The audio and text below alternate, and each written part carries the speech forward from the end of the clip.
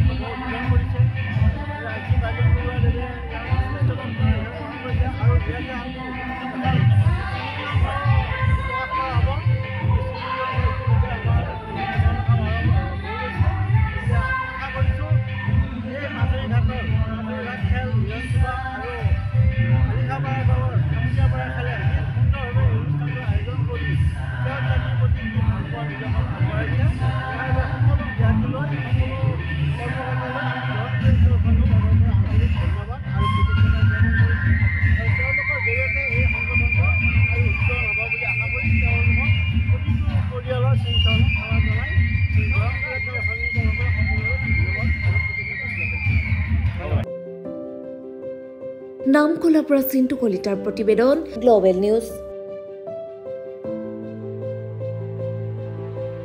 Goalpara MS Kishan মেচিনেৰীয়ে আনিছে সুখবৰ। 25,000 পৰা 45,000 টকাৰ ভিতৰত দি আছে মিনি ট্ৰেক্টৰ।